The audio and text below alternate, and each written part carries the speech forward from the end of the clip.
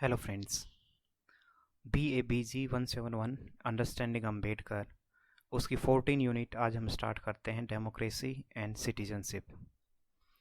तो इसमें हम अम्बेडकर का व्यू जानेंगे कि सिटीजनशिप को लेके उन्होंने क्या कुछ बातें बोली और डेमोक्रेसी का सही मतलब क्या होता है, किस तरीके से डेमोक्रेसी में गवर्नमेंट को वर्क करना चाहिए।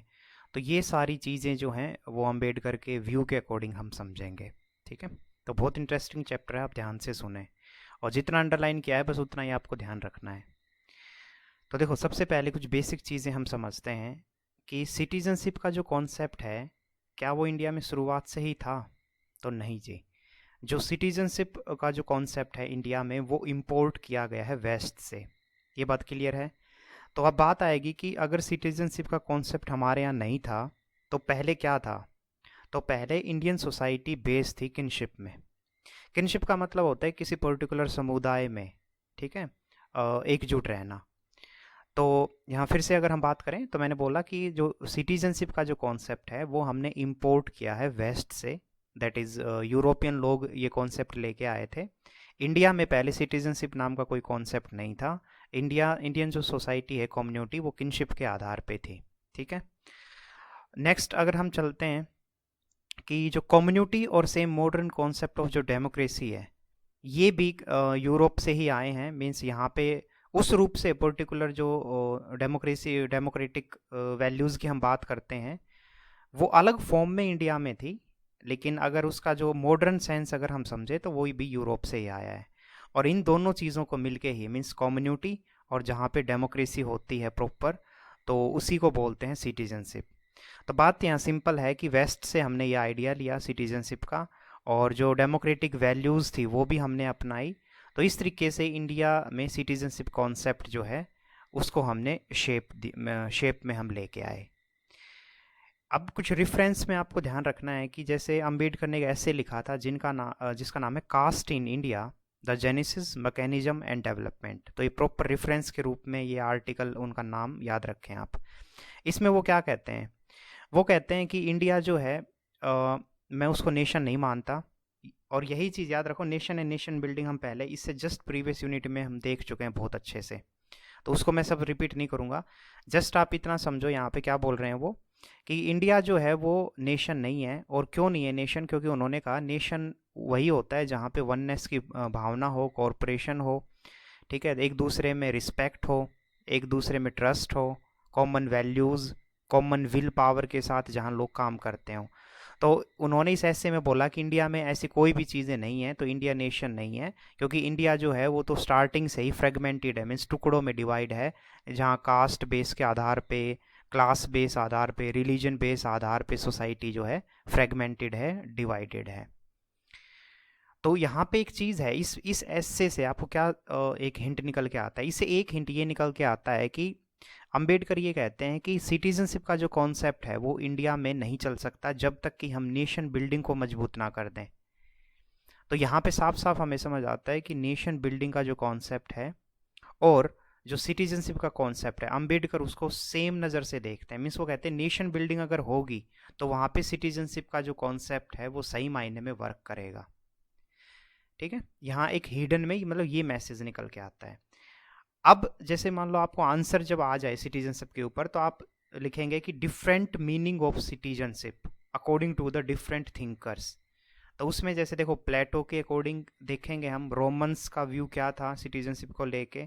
जो रेनेसांस जो फेज़ था, ठीक है, ये रिफॉर्मेशन मूवमेंट हुआ था यूरोप में, जिसमें जब चर्च डोमिनेट करती थी पूरे सोसाइटी को, तो लोगों ने विरोध किया उस चर्च डोमिनेटेड सोसाइटी का। तो उसी को बोलते हैं रेनेसेंस, या पुनर्जागरण मूवमेंट भी उसको कहते हैं। और मॉडर्न टाइम व्यू, ये चार व्यू हम देखेंगे सिटीजनशिप के। ठीक है, तो वही देखो, यहाँ पे सबसे पहले है प्लेटो का।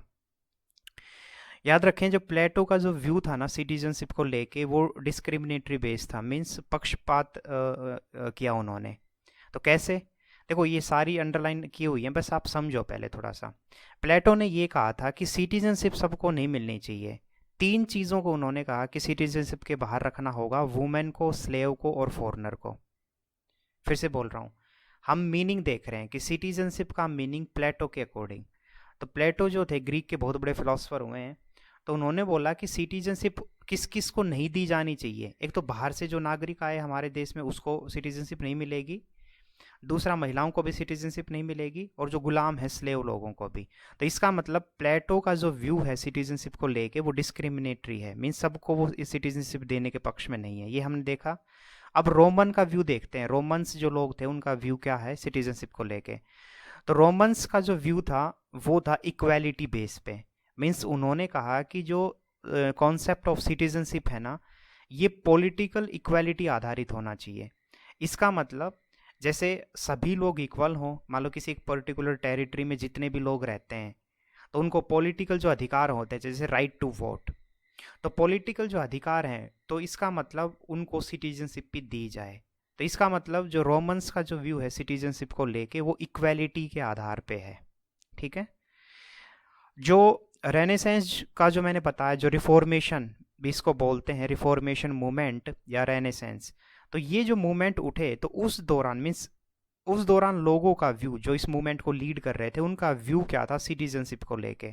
तो उनका व्यू था सिटीजनशिप को लेके कि किंग जो है, मीन्स किंग और चर्च जो डोमिनेटेड जो सोसाइटी है उसकी पावर डिमाइज्ड हो, डिमाइज्ड का मतलब होता है कम होना, ठीक है, और इंडिविजुअल और स्टेट के बीच एक हेल्दी रिलेशनशिप हो। दोबारा से बोलूं, मैंने कहा कि जो रेनेसेंस वाला जो दौर था उस दौरान जो लोग इस मूवमेंट को लीड कर रहे थे उनके अकॉर्डिंग सिटीजनशिप का मतलब दो निकल के आते हैं। कि पहली बात तो ये कि चर्च डोमिनेटेड जो सोसाइटी है या मीन्स फादर प्रिस्ट वर्ग हैं वो, और जो राजा जो वर्ग है किंग्स, उनकी पावर कम हो, और पावर किसके हाथों में आए, पावर आए पीपल के हाथों में, लोगों के हाथों में। और फिर जब लोगों के हाथों में पावर आएगी उससे जो गवर्नमेंट बनेगी तो उसी आधार पे मीन्स फिर सभी को सिटीजनशिप दी जाएगी। तो ये कहीं ना कहीं रोमन जैसा ही व्यू है। ये डायरेक्ट इसमें नहीं लिख रखा है लेकिन रीड बिटवीन द लाइन जो आपने सुना होगा अक्सर कि आप जब भी पढ़ो तो रीड बिटवीन द लाइन पढ़ो, तो ये रीड बिटवीन द लाइन मैं आपको बता रहा हूँ। क्योंकि जो ये मूवमेंट था ना, ये जो रेनेसेंस और रिफॉर्मेशन का जो मूवमेंट था ये प्योरली बेस्ड ही इस बात पे था कि सोसाइटी में सिर्फ अपर जो वर्ग है, प्रिस्ट है, चर्च जो अथॉरिटी के जो पीपल हैं, किंग हैं, सिर्फ वही रूल करते थे। तो उसके खिलाफ ये मूवमेंट था। आप सोच के देखो, आप कॉमन सेंस एक बार लगाओ, अगर ये मूवमेंट उसके खिलाफ है तो इसका मतलब क्या है, इसका मतलब है ये कि सभी पावर, सभी लोगों को बराबर का दर्जा दिलाना चाहते हैं ये, और सभी लोगों को बराबर का दर्जा दिलाना चाहते हैं। इसका मतलब क्या हुआ, इसका मतलब हुआ कि वो फिर सिटीजनशिप भी कॉमन की ही बात करेंगे, मीन सभी को मिले, ठीक है। तो प्लेटो का व्यू था डिस्क्रिमिनेटरी आधारित, मीन्स भेदभाव किया है उन्होंने कहा सबको सिटीजनशिप नहीं देनी चाहिए। रोमन्स ने कहा कि पॉलिटिकल इक्वालिटी हो पहले समाज में और उसके साथ साथ फिर सिटीजनशिप भी सभी को मिले। जो रेनेसेंस में मैंने बात की कि पावर जो है किंग की और चर्च की, उसकी पावर को कम किया जाए, लोगों के हाथ में पावर आए और फिर सभी को सिटीजनशिप मिले। मॉडर्न टाइम व्यू क्या है सिटीजनशिप को लेके, तो वो है कि देखो धीरे धीरे समाज जो है जब उसमें लोगों में जागरूकता बढ़ती चली गई तो इक्वल स्टेटस, इक्वल अपॉर्चुनिटी, ये सारी चीज़ें, इन सारी चीज़ों ने जन्म लिया। तो उसी के बाद राइट टू सिटीजनशिप का कॉन्सेप्ट भी आया कि सिटीजनशिप जो है वो एक अधिकार है और वो सभी को मिलना चाहिए। हालांकि ये फंडामेंटल राइट और उसमें नहीं है, लेकिन फिर भी आप इसको कह सकते हैं कि राइट टू सिटीजनशिप जो है, ठीक है ना, सॉरी मीन्स आप इसको फंडामेंटल राइट में ही लें।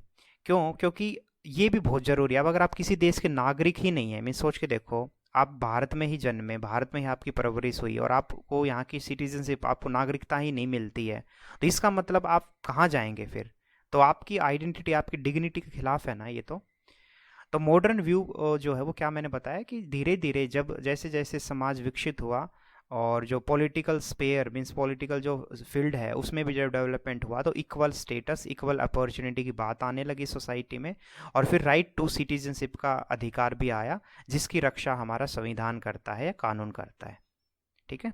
तो ये अलग अलग व्यू हमने देखे सिटीजनशिप को लेके।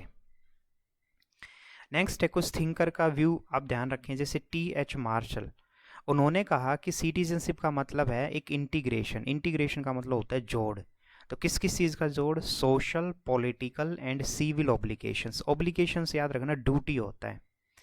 तो T.H. मार्शल ने कहा कि सिटीजनशिप जो का मतलब है, सिटीजनशिप का मतलब है सोशली, पॉलिटिकली और सिविल तीनों का इंटीग्रेशन होना।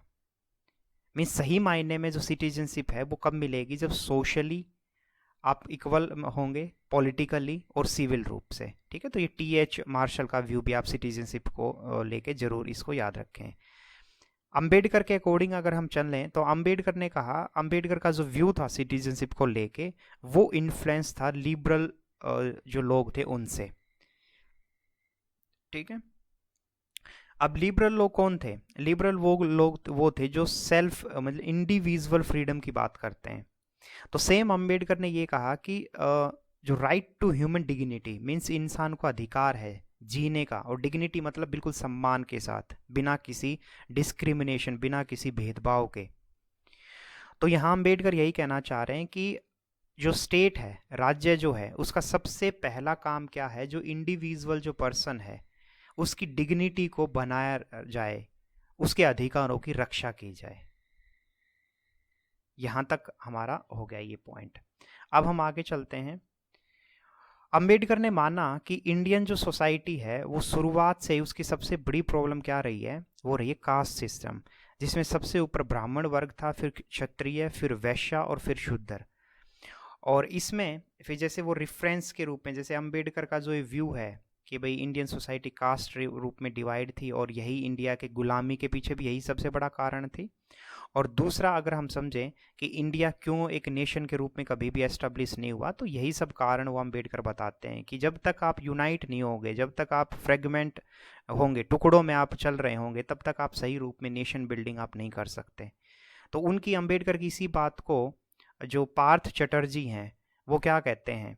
तो वो अंबेडकर की इसी बात पे जोर देते हुए कहते हैं कि इंडिविजुअल के बीच रिलेशनशिप ना होके सोसाइटी और इंडिविजुअल के बीच रिलेशन होना बहुत ज़रूरी है। कहने का मतलब पार्थ चटर्जी, ये भी आप रेफरेंस के रूप में आप याद रखेंगे कि ये यूं कहना चाह रहे हैं कि अंबेडकर ने जो एक बात बोली थी कि रिलेशनशिप जो है वो सिर्फ इंडिविजुअल में ही नहीं होना चाहिए, आपस में सोसाइटी के साथ भी हमारा संबंध बहुत मजबूत होना चाहिए। तभी सही मायने में हम नेशन बिल्ड कर पाएंगे और तभी सही मायने में सिटीजनशिप के कॉन्सेप्ट तक पहुंच पाएंगे। देखो, आपको इन पॉइंट को समझ, आपको सुन में ये लगेगा ये सिटीजनशिप की बात तो नहीं कर रहे हैं, लेकिन भाई ये सिटीजनशिप की ही बात कर रहे हैं, लेकिन ये डायरेक्ट बात नहीं कर रहे हैं। ये कह रहे हैं कि इंडिया में जो प्रॉब्लम है, जैसे अंबेडकर क्या है, अंबेडकर पहले रूट ऑफ द प्रॉब्लम पे जाते हैं। वो कहते हैं इंडियन सोसाइटी फ्रेगमेंटेड है, टुकड़ों में डिवाइड है। स्टार्टिंग से ही हमारे यहाँ 4 वर्ण सिस्टम वो बताते हैं कि चलते आ रहे हैं। ठीक है, तो इसलिए वो कह रहे हैं कि जब तक सोसाइटी मतलब इंडिविजुअल का सोसाइटी के बीच कनेक्शन नहीं होगा, दोनों टाइप से कनेक्शन जरूरी है। इंडिविजुअल का इंडिविजुअल के साथ भी रिलेशन होना अच्छा है, जरूरी है, और जो इंडिविजुअल जो नागरिक है उसका सोसाइटी के साथ भी रिलेशन होना बहुत जरूरी है। ये बात बोलते हैं पार्थ चटर्जी। गायत्री जो जी हैं, ये क्या कहते हैं? ये अंबेडकर की बात को व्यू करते हुए कहते हैं कि idea of human institution to understand a society within and beyond. तो गायत्री के अकॉर्डिंग अंबेडकर ने सोसाइटी को सही रूप से समझा है। उन्होंने कहा है कि अंबेडकर ने दोनों रूप से स्टडी की समाज की, समाज के अंदर भी उन्होंने जाके देखा कि किस तरीके से चीज़ें जो हैं वो प्रॉब्लम क्रिएट किए हुए हैं, और समाज से बाहर निकल के भी उन्होंने जब दूसरे देशों का, हिस्ट्री का और अलग अलग एरिया का स्टडी किया, तो वही यहाँ गायत्री जी कहते हैं कि अंबेडकर का जो व्यू था, अंबेडकर ने जो माना कि सोसाइटी को अगर हमें अंडरस्टूड करना है, ठीक है, तो हमें सोसाइटी के अंदर और सोसाइटी के बाहर दोनों तरफ से चीज़ों को समझना होगा, तभी सही मायने में हम सोसाइटी को जान पाएंगे। आगे अंबेडकर ड्राफ्टिंग कमेटी के जब वो चेयरमैन थे, आपको पता ही है, कॉन्स्टिट्यूशन, इंडियन कॉन्स्टिट्यूशन में जो ड्राफ्टिंग कमेटी के जो हेड थे वो अंबेडकर ही थे। तो उस दौरान भी उन्होंने special SC ST women in सब के सेफगार्ड की बात की, और वो उन्होंने, अंबेडकर जो थे रविंद्रनाथ टैगोर से सहमत थे। मीन्स रविंद्रनाथ टैगोर थे, उन्होंने हमेशा प्रायोरिटी दी है सोसाइटी को। मीन्स अंबेडकर टैगोर के अकॉर्डिंग ह्यूमन जो सोसाइटी है, तो सोसाइटी मीन्स हर एक इंडिविजुअल का डेवलपमेंट होना बहुत ज़रूरी है, और राज्य का काम क्या है? डेवलपमेंट कराना। तो इसी बात से रविंद्रनाथ टैगोर की इसी बात से सहमत हैं अंबेडकर। और अंबेडकर कहते हैं आगे कि रिफॉर्म जो है, वो तभी होगा, मीन्स ये सिटीजनशिप का जो कॉन्सेप्ट है वो तभी सही मायने में होगा जब सोशली और पॉलिटिकली दोनों जगह रिफॉर्म होंगे। देखो अब जाके अंबेडकर का सिटीजनशिप का कॉन्सेप्ट आया है, तो पहले अगर हम बात करें, जैसे उन्होंने बोला कि कास्ट जो है सोसाइटी कास्ट में डिवाइड है, सोसाइटी पूरा फ्रेगमेंटेड है, डिवीज़न हो रखा है, तो वो क्या है, वो पहले सोशल एकजुट करना चाहते हैं। वो कह रहे हैं कि समाज जब एकजुट होगा, सोसाइटी जब एकजुट होगी, तभी सही मायने में सिटीजनशिप का कोई मतलब है। सेम पॉलिटिकल पॉलिटिकल वो कहते हैं कि जब तक माइनॉरिटी वर्ग है उसका रिप्रेजेंटेशन नहीं होगा, जब तक वो अपनी अधिकारों की रक्षा नहीं करेंगे, जब तक उनका मेंबर मीन्स पार्लियामेंट में उनका जब तक नंबर, उनका रिप्रेजेंटेशन नहीं होगा, तब तक सही मायने में सिटीजनशिप देने का कोई मतलब नहीं है। तो आपको इस बात को समझना है कि अंबेडकर के जो भी व्यू हैं जो ऊपर हमने देखे, वो सोशल और पॉलिटिकल दोनों ही जगह पे, मीन्स दोनों डेवलपमेंट चाहते हैं, वो सोशली डेवलपमेंट भी और पॉलिटिकल डेवलपमेंट भी। और जब ये दोनों डेवलपमेंट होंगे तब सही मायने में जो सिटीजनशिप की जो ट्रू सेंस है वो निकल के आएगी। आगे देखते हैं। अगर आपको ये ना समझ आए तो पॉज करके आप थोड़ा बैक जा सकते हैं ना, बैक जाके आप अपना इसको देख सकते हैं, वो क्लियर हो जाएगा। आगे अंबेडकर क्या कहते हैं, अंबेडकर टैगोर की एक बात से, जैसे देखो यहाँ पे टैगोर जो थे, रविन्द्रनाथ टैगोर, वो क्या करते हैं, उनका फेथ नहीं था जैसे पॉलिटिकल में, ठीक है ना, लेकिन अंबेडकर का फेथ है पॉलिटिकल में। अब इसका मतलब क्या हुआ, जैसे देखो रविंद्रनाथ टैगोर जो थे वो थोड़े स्पिरिचुअल सेंस में आप उनको ले सकते हो, तो उन्होंने कहा कि राज्य जो पॉलिटी है या पॉलिटिक्स है उसकी कोई अपनी ज़रूरत नहीं है, ठीक है, और जो सरकारें हैं उनका बस एक ही काम होना चाहिए, लोगों के डेवलपमेंट के लिए काम करना। तो अंबेडकर रविंद्रनाथ टैगोर जी की इस बात से सहमत नहीं है। वो कह रहे हैं कि नहीं, पॉलिटिक्स भी ज़रूरी है, पॉलिटिकल फेथ भी ज़रूरी है, लेकिन सही मायने में जो पॉलिटिक्स है या पॉलिटिकल पार्टियां हैं उनका काम क्या होना चाहिए, उनका काम होना चाहिए नीड ऑफ द पीपल, लोगों की जो ज़रूरतें हैं उसको फुलफिल करना। आगे फ्रेंच रिवॉल्यूशन से भी काफ़ी प्रभावित हैं अंबेडकर। तो फ्रेंच रिवॉल्यूशन में नारा दिया गया था इक्वालिटी, लिबर्टी और फर्टर्निटी का, समानता और स्वतंत्रता और भाईचारा। तो फ्रीडम ऑफ लिबर्टी, इक्वालिटी और फर्टर्निटी, इन तीनों जो ये नारे दिए गए थे फ्रेंच रिवॉल्यूशन में, उसी से प्रभावित है अंबेडकर। तो यहाँ देखो मैं आपको एक चीज़ बता दूँ, आप जब अपने आंसर को बेहतर, देखो अच्छा आंसर किसे बोलते हैं, अच्छे आंसर में ना ये सारी चीज़ें होनी चाहिए कि अंबेडकर जो थे वो फ्रेंच रिवॉल्यूशन से इन्फ्लुएंस थे, अंबेडकर जो है वो रविंद्रनाथ टैगोर से एक जगह प्रभावित थे, जो हमने ऊपर देखा, जो यहाँ पे मैंने आपको बताया कि ह्यूमन डेवलपमेंट कराना बहुत ज़रूरी है राज्य को, तो उस बात से रविंद्रनाथ टैगोर से वो प्रभावित थे। लेकिन ठीक उल्टा, रविंद्रनाथ टैगोर जहाँ एक तरफ पॉलिटिक्स को सही नहीं मानते, तो दूसरी तरफ जो अंबेडकर हैं वो कहते हैं कि नहीं, पॉलिटिक्स भी सही है, बस पॉलिटिक्स का जो काम है वो लोगों की need of the people, means लोगों की ज़रूरतों को फुलफिल करने वाला होना चाहिए। तो यहाँ थोड़ा कंपैरिजन हो गया टैगोर और अंबेडकर के व्यू में। सेम हमने ऊपर एक जगह देखा था कि अंबेडकर जो थे वो किससे प्रभावित थे, वो लिबरल जो लोग थे, मीन्स जो यहाँ हमने ऊपर पॉइंट किया था, ये देखो लिबरल, तो लिबरल से प्रभावित, आप तो ये पॉइंट भी आप लिखें। फिर अंबेडकर ने जो बोला सोशल डेवलपमेंट और पॉलिटिकल डेवलपमेंट को लेके, तो उसमें पार्थ चटर्जी ने क्या कहा, गायत्री जी ने क्या कहा, तो ये सारी जब आप नाम लिखते हैं और अच्छे से अपने आंसर को लिखते हैं तो टीचर बहुत आपको मार्क्स भी देता है और उसको अच्छा भी लगता है। भाई देखो आप 10th 12th में नहीं हैं, आप स्कूल के बच्चे नहीं हैं यार, आप ग्रेजुएशन कर रहे हैं, ठीक है, कल को आप मास्टर्स करेंगे, कल को आप बड़ी बड़ी पोस्ट पे जाएंगे, आप लेक्चरर बनेंगे, प्रोफेसर बनेंगे, तो आपके आंसर में ये सारे कंटेंट होने चाहिए।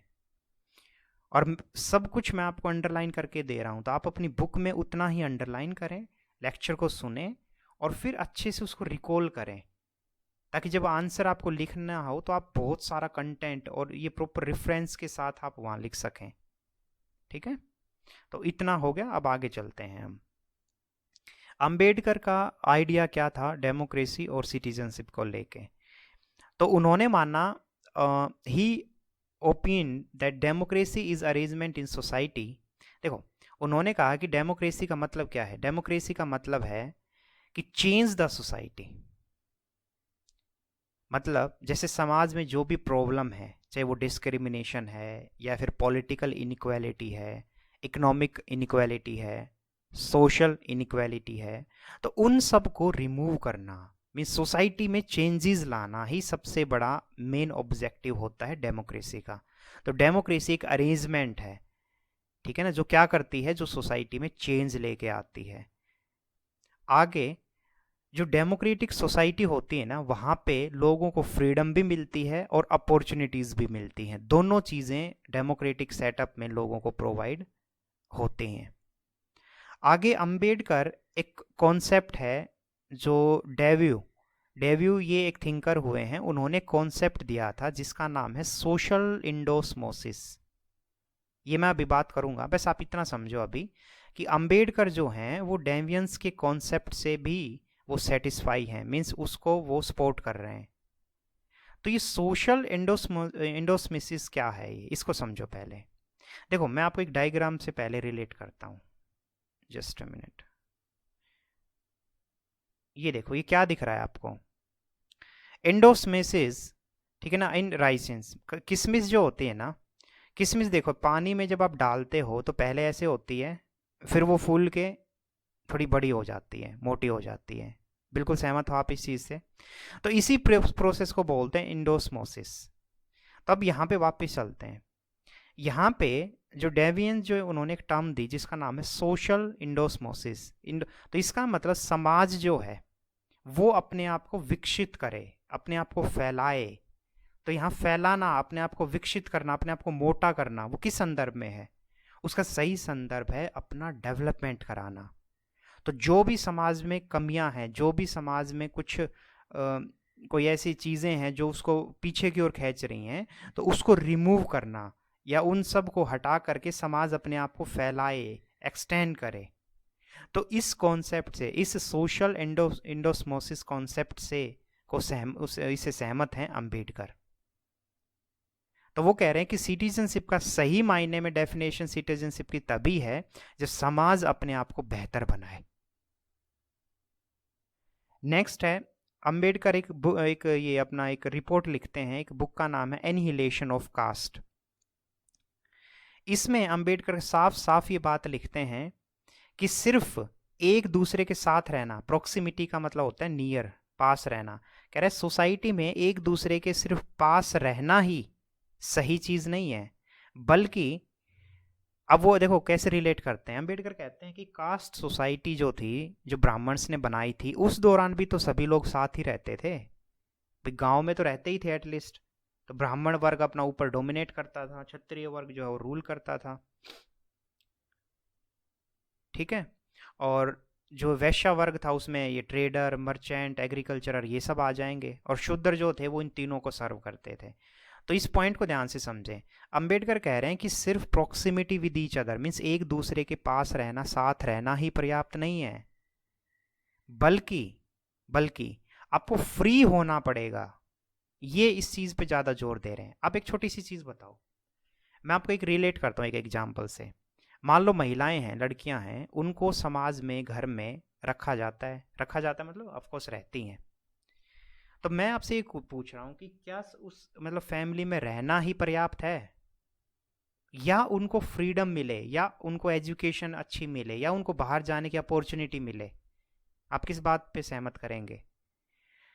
तो आप भी कहेंगे कि नहीं, सिर्फ उनको घर में रखना, साथ रखना, तो वही है proximity with each other, means एक दूसरे के साथ रहना, पास रहना ही पर्याप्त नहीं है।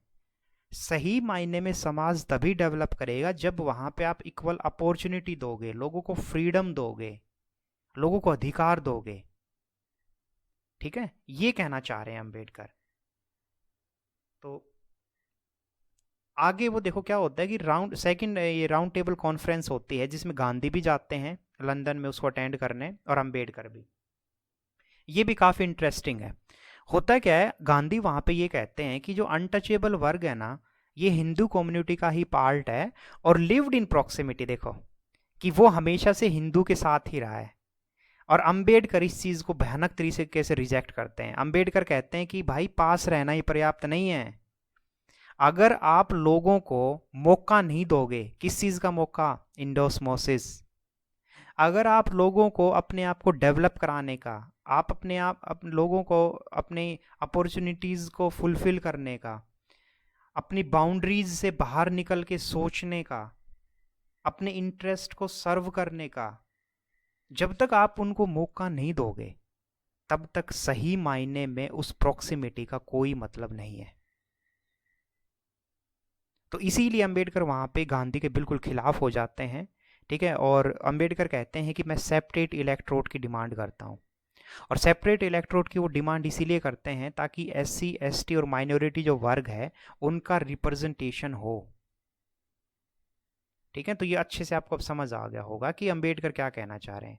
तो अंबेडकर यही कहना चाह रहे हैं कि भाई सिर्फ पास रहना ही पर्याप्त नहीं है। अगर आपको समाज को बेहतर बनाना है तो सबसे पहले 2 काम आपको करने होंगे।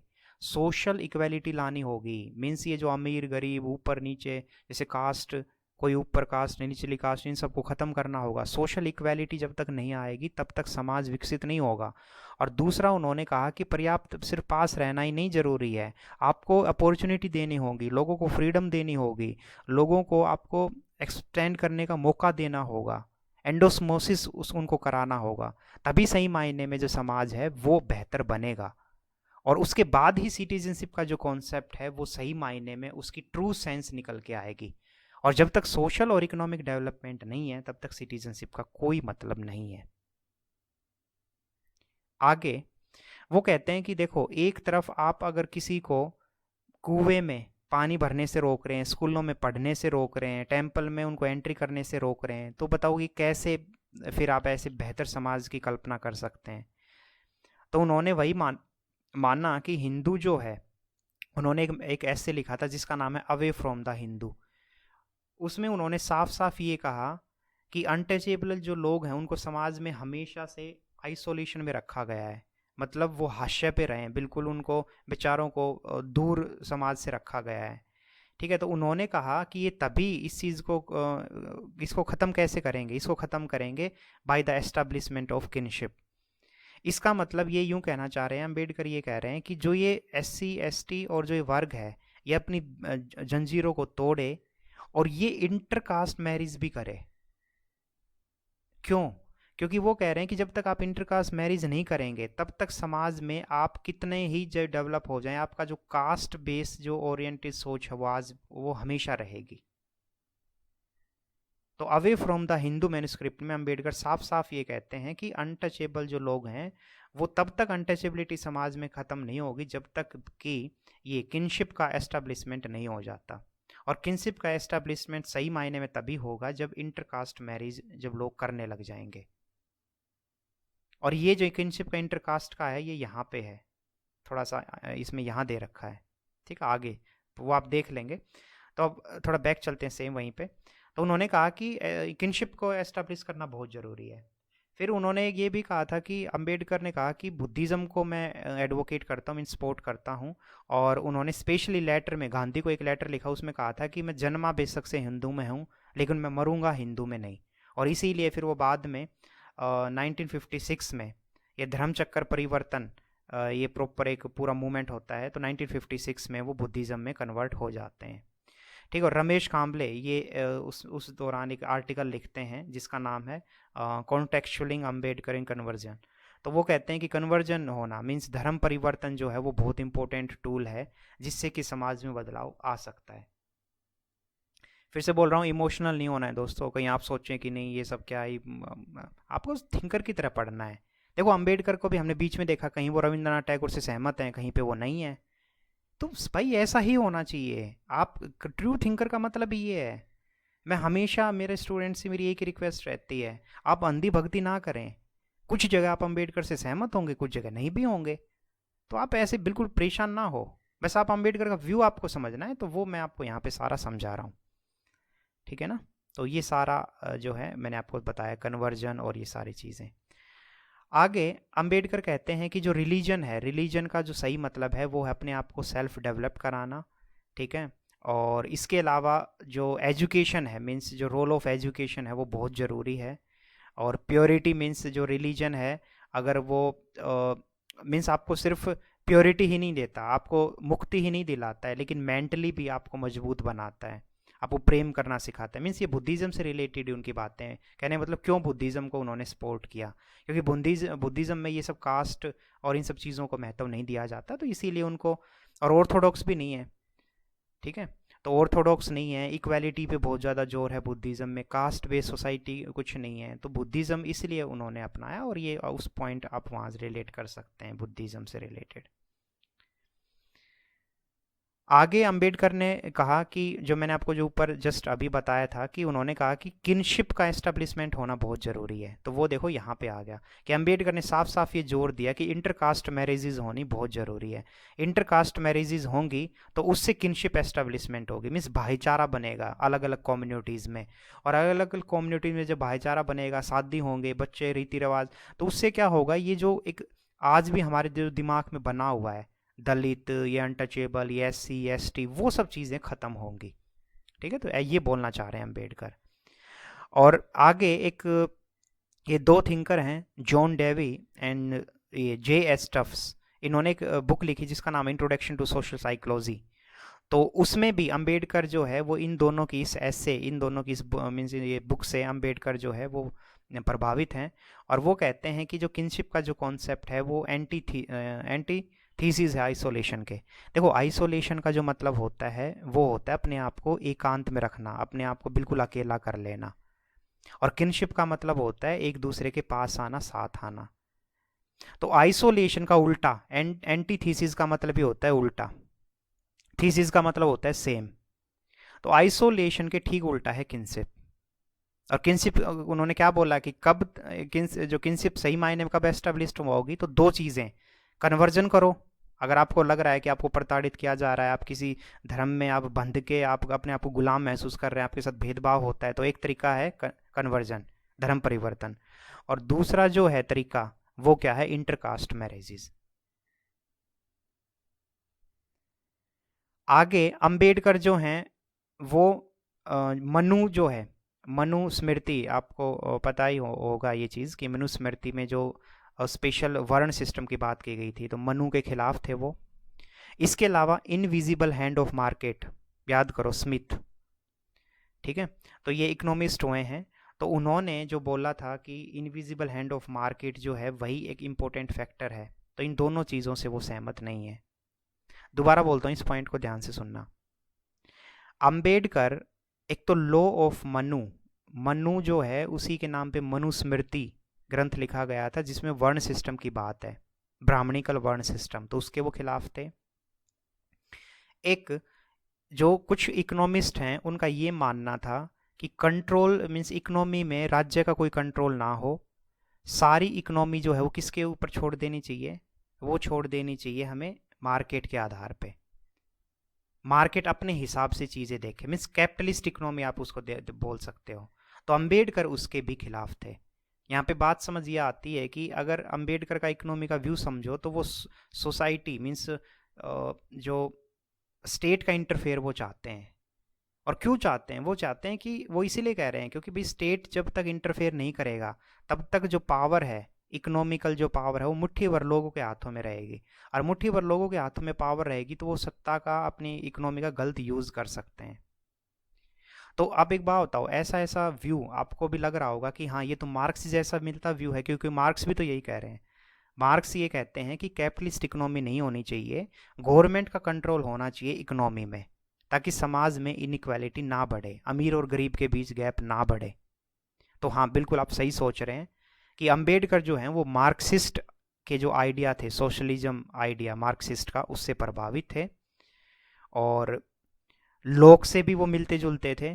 तो यहाँ पे दोनों से आप कह सकते हो कि लोक जो थे, लोक ने कहा था कि पॉलिटिकल और इकोनॉमिक लिबरेशन मीन्स आप पॉलिटिकल रूप से भी फ्री हो और इकोनॉमिकल रूप से भी।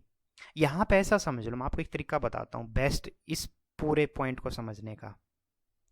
देखो, कुछ थिंकर ऐसे हुए हैं जो सिर्फ private individual means capitalist economy को सपोर्ट करते हैं। वो कहते हैं कि सारा कंट्रोल गवर्नमेंट का ना हो के सिर्फ और सिर्फ प्राइवेट प्लेयर्स का हो।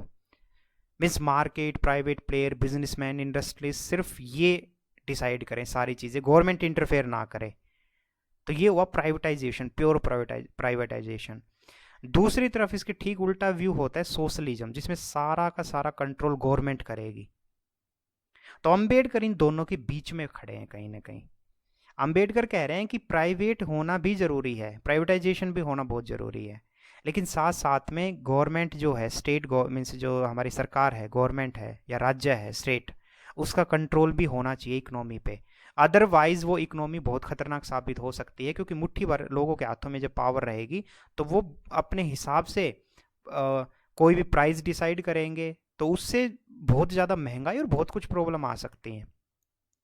अभी देख लो, तेल जो हमारे कितने आसमान छू रहे थे, तो सरकार ने उसके ऊपर ड्यूटी जो टैक्सेस हैं वो घटा के, एक्साइज ड्यूटी कम करके तेल की कीमतें कम कर दी। तो यही तो अंबेडकर कह रहे हैं कि अगर यही चीज़ मीन्स यहाँ पे हमारे सिर्फ प्राइवेट इकोनॉमी होती, मीन्स कैपिटलिस्ट इकोनॉमी होती, तो सरकार कुछ नहीं कर पाती।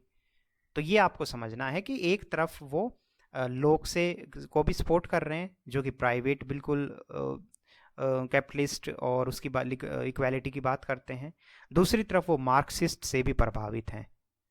एक अंतर अगर आपसे कोई पूछ ले कि मार्क्स से वो किस जगह पे सहमत नहीं है, तो वो सिर्फ एक जगह है, वो ये कि मार्क्स चाहते थे ब्लडशेड रिवॉल्यूशन। इसका मतलब खूनी क्रांति भी, कि जरूरत पड़े तो रिवॉल्यूशन हो, क्रांति हो, और वो खूनी क्रांति भी हो सकती है, मीन्स लड़ाई भी करनी पड़े तो कल को हम करेंगे, क्रांति करेंगे। तो अंबेडकर इस चीज़ से बिल्कुल भी सहमत नहीं थे। अंबेडकर ने कहा कि मैं चाहता हूँ कि जो तरीके हैं हमारे सोशल डेवलपमेंट, इकोनॉमिक डेवलपमेंट कराना, वो हो कॉन्स्टिट्यूशन के आधार पे, पार्लियामेंट्री फॉर्म ऑफ आधार पे, मीन्स डेमोक्रेसी के आधार पे। और मार्क्स डेमोक्रेसी को सपोर्ट नहीं करते थे। ठीक है, तो ये एक अंतर यहाँ पे आप ले सकते हैं। आगे ड्राफ्टिंग कमेटी के हेड रहते ही उन्होंने बोला था कि रिजर्वेशन मिले वही SC ST इन सब लोगों को, ताकि उनको अपॉर्चुनिटी मिले।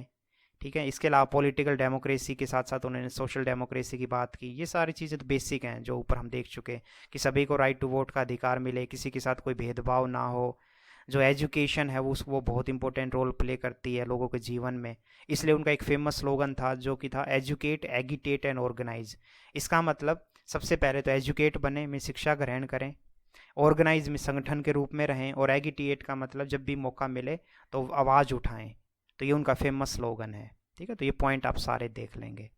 इसके अलावा फंडामेंटल राइट जो हैं कुछ, ये आर्टिकल हमारा part 3 of the Indian constitution में फंडामेंटल राइट की बात की गई है, जिसमें right to equality, right to freedom. ठीक है, ये सारे बेसिक राइट हैं, आप ये सब जानते होंगे। कल्चरल एजुकेशन राइट में शिक्षा का अधिकार, आपका जो कल्चर है उसको प्रिजर्व करने का अधिकार, कोई भी धर्म चुनने का अधिकार, भेदभाव के अगेंस्ट अधिकार, फ्रीडम का अधिकार, राइट टू एजुकेशन का अधिकार। कॉन्स्टिट्यूशनल रेमेडीज़ का मतलब है आपके साथ कोई गलत होता है, जैसे आपकी कोई सुनवाई नहीं होती, आपके साथ सरकार गलत करती है, आपके फंडामेंटल राइट का वोलेशन होता है, तो आप सुप्रीम कोर्ट, हाई कोर्ट में पिटीशन डाल सकते हैं अपने अधिकारों की रक्षा के लिए। तो ये है राइट टू कॉन्स्टिट्यूशनल रेमेडीज़। ठीक है, तो ये राइट आपको सारे पता होना चाहिए, बहुत इंपॉर्टेंट है। इसके अलावा आगे अंबेडकर ने कहा कि जो सही मायने में जस्टिस है उसके लिए 3 प्रिंसिपल जरूरी हैं। पहला, इक्वल अपॉर्चुनिटी मिले सभी लोगों को। इसके अलावा उन्होंने कहा हिंदू जो सिस्टम है वो कोलैप्स होना चाहिए, मतलब कास्ट बेस्ड सिस्टम। और तीसरा, कास्ट लेस सोसाइटी की उन्होंने बात की। ठीक है, तो तब 3 सही मायने में जो जस्टिस है वो तभी मिलेगा जब ये चीज़ें होंगी।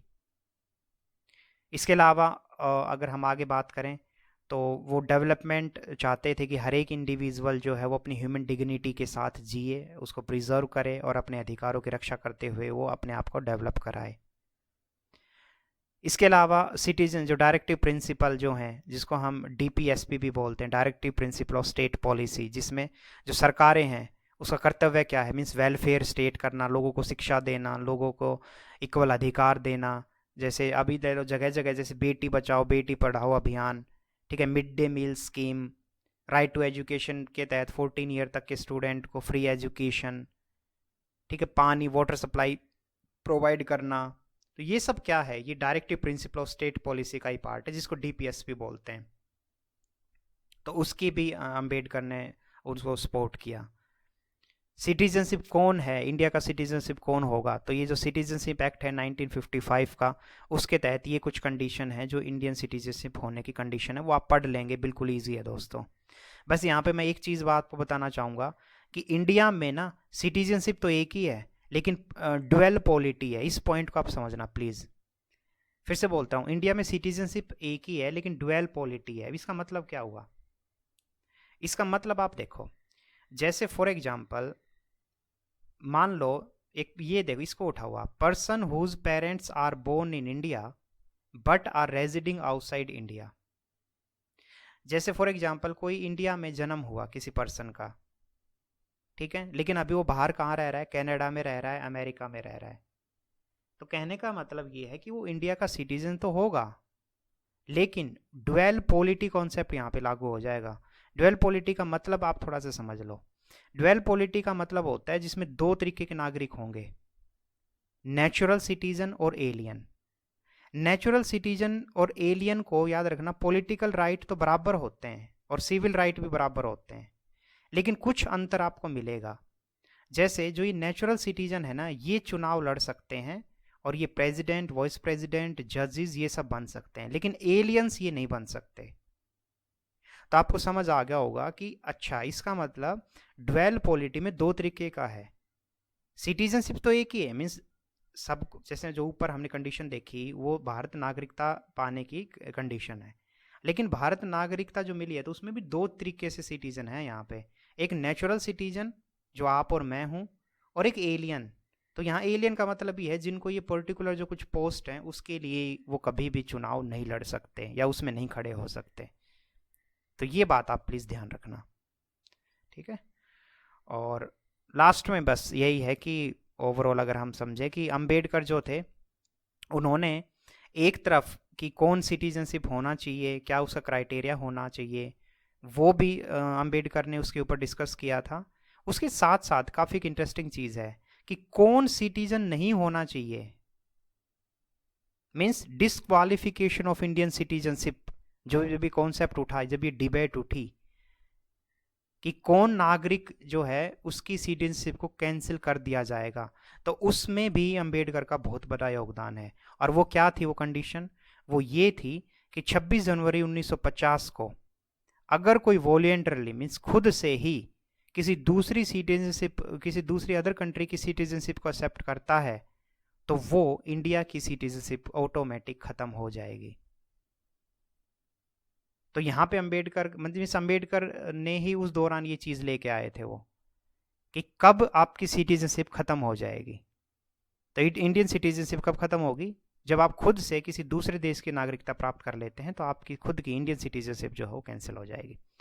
तो ये बहुत सारे पॉइंट हमने देखे अच्छे से, और ओवरऑल इसको बस कंक्लूड करूं तो सिटीजनशिप और डेमोक्रेसी का डायरेक्ट अंबेडकर का व्यू इसमें नहीं दिखता है, but read between the line हम पढ़ते हैं तो वो पहले सोशल, समाज में जो इनइक्वालिटी उसको ख़त्म करना चाहते हैं, और पॉलिटिकल जो इनइक्वालिटी है उसको।